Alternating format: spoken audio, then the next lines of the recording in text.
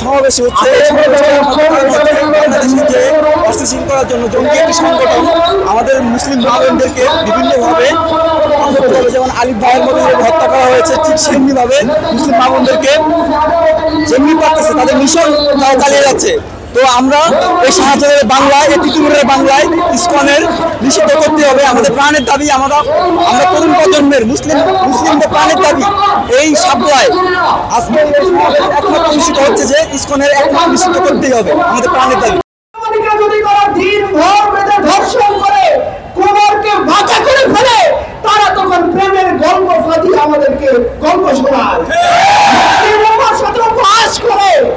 আপনারা দেখেন, আমি আপনাদের বলি কেন আমাদের রাস্তায় আসতে হলো। 2014 সাল স্বামীবাগের কাছের মসজিদে তারাবি নামাজ হচ্ছিল।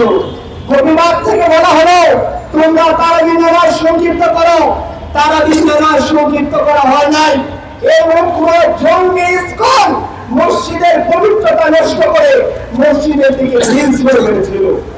2016 সাল সিলেটের কাজল শাহ জামে মসজিদে জুমার নামাজ চলাকালীন সময়ে এই ইসকনের সদস্যরা ইচ্ছাকৃতভাবে মসজিদের কাছে লাউড স্পিকার বাজিয়ে মুসলমানদের নামাজে ব্যাঘাত ঘটিয়েছিল। আপনারা জানেন, ফেসবুকে ইসকনের বিরুদ্ধে লেখালেখি করেছিল খতিব আব্দুর রহমান সাহেব।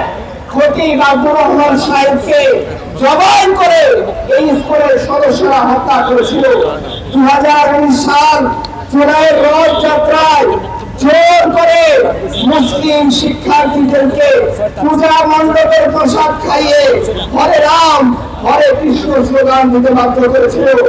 7 অক্টোবর 2019 বুয়েটের সবচেয়ে মেধাবী শিক্ষার্থীদের মধ্যে অন্যতম আমাদের আজহার ফাহাদ রহমতুল্লাহ ইয়ালাইকে শহীদ করার নীল নকশা এঁকেছিল ইসকনের সদস্য অমিত সাহা।